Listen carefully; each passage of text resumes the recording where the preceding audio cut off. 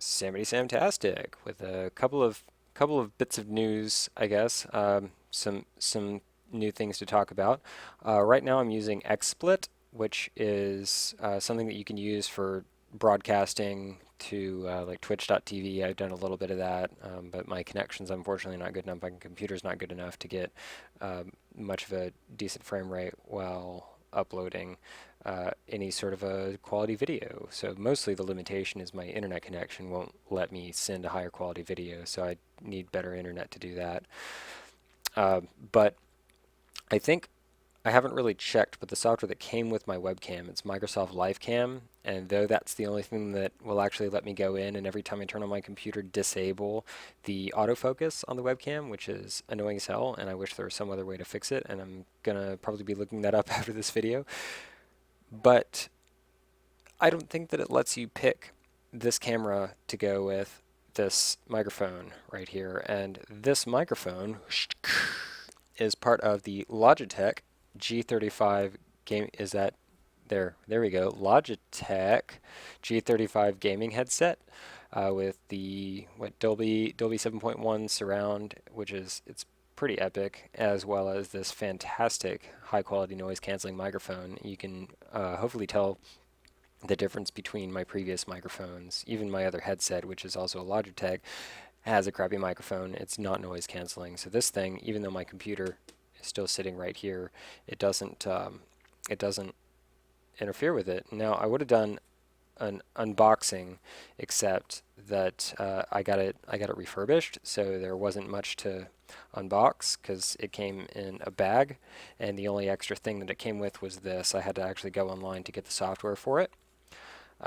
But the software does some pretty cool things. Now, I have a couple things to talk about with this headset that I'm really happy about. The microphone, first off, is great. As you can tell right now, I love this microphone. It works so much better than the ones that I've worked with in the past. And once I move my computer down to the floor, then hopefully it's going to be even less background noise. Not that it matters that much at this point. But it is a USB headset. The cord, though ridiculously long, does come with one of these little Velcro cincher things that you can use. See, it even says G35 on it. How cool is that? What's actually cooler than that is that this cord is braided. It's like a braided, uh, I don't really know how to explain it until you see it. Until you see what a braided cord looks like, you can't really appreciate it. I feel like it's not encased with rubber. It's encased with like a it's braided. It's more durable and it's sturdier. It's going to be harder to tear up or whatnot. So it's just a higher quality cord, and that's just really kind of a nice thing to have because I've had so many problems with headphones in the past, getting the like pinched cables or something, like losing their ability to let you hear out of one of the ears, something to that effect. It's just a consistent problem that I've had over the years that hopefully this braided cord will extend the life of this product. On top of that, you may notice the buttons that are on here. There's this, which actually allows me to control the volume. Just the computer volume is handled through this little wheel right here. This allows me. Yes, that's right. I said mute the microphone, and there's this cool little thing that you can see. Maybe you can't see it. Um, that red light, if you see that. That red light lets you know that the microphone's muted, and that red light will also come on. So it mutes automatically when you put up the microphone too, and you can have it so that that red light's always on, or that it's always off. But I like the default setting where it turns that light on for you when it's muted, so that way you know if the microphone's muted without having to throw the microphone up. You can just be like, oh, something's going on. Great for voice chat and all that happy jazz. Also, these other three buttons that you may have seen up here, those, you can actually program those to work with different applications. When you open games, it goes through and you install the software from Logitech, which is, honestly, it was really easy to find. It was just on the Logitech website, give you the full suite, and the installation was super easy. And I know I'm like a tech guy, but it was still super easy.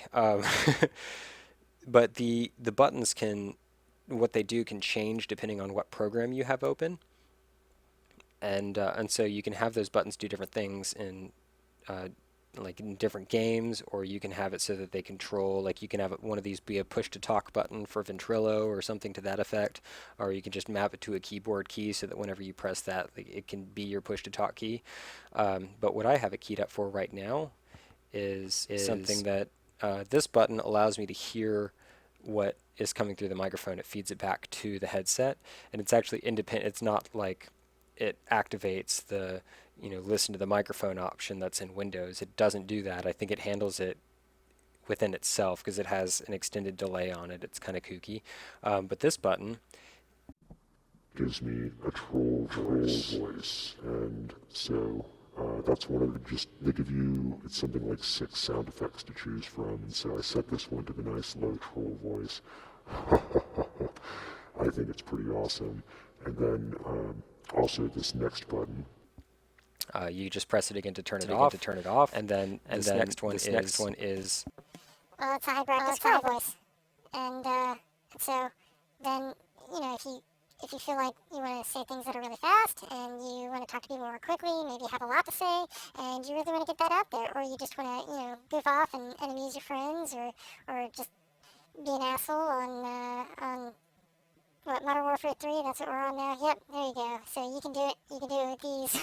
And I think it's pretty entertaining. So, in a nutshell, like I know I keep switching between like looking at the screen, which I could just move this window down and it'll help that. Now I'm looking right above the webcam. I still am not used to looking at the camera. It's not the same thing when you can actually basically see yourself on the monitor. I wonder how many people would do well on TV if they could actually see what they look like while they were talking. Who knows? Because then when you make faces, you're like, what does this face look like? But I'm looking up here, and anyway, I think that's pretty much it. XSplit is something it's a pretty cool tool. I think it's got so many options. I'm just not used to it. You can set up a bunch of different scenes with it, so that you can switch between them with hotkeys. So right now I have one set up as my desktop. I have one set up as I would run Guild Wars in it, so I could switch between those if I wanted to do that. And then scene 3 right now is something in my eyes. No, scene 3 is just the webcam. As you can see, that's what it is right now. So, but yeah, you can easily switch between them. I'm not going to right now because I just don't want to, and you're going to have to deal with that fact. But this I'm hoping that I can feel comfortable enough with the quality of this microphone, especially when moving my computer, that I can actually do some voice recording, so I can start using vocals in some of the music that I create. That it can be in enough quality. Maybe I'll get around to actually finishing up some of the parodies that I've been working on. Well, to be honest, there's only one parody that I've really been working on, and I was having a lot of trouble with the music, but having a better microphone I think might encourage me to get that finished, to actually try to figure out how to make a reason do what I wanted to do, what I want. Yes. But also I feel like it's going to be a little bit more fun to make regular videos if I actually have something that's better quality to speak with. It's going to be a little bit less frustrating for me now that I know I have this, and the surround sound is awesome. There's actually a switch on the back of it right here where it's down is surround sound on and up is surround sound off, and it actually changes even the normal. I don't know if it affects monaural audio. I would assume so because I have maybe just everything's in stereo and I can't tell the difference, but I don't know that I've heard anything monaural. But stereo stuff, you can hear it without the surround and it just sounds kind of normal. And then you turn on that surround and it really feels like the room is filled with it. It's pretty awesome. If you have the opportunity to try out a headset like this, or the G35 specifically, I would recommend at least giving it a listen, because it's a really involving, really nice experience to have that full sound. It's a good quality headset. Yes, I'm going to go ahead and wrap this up.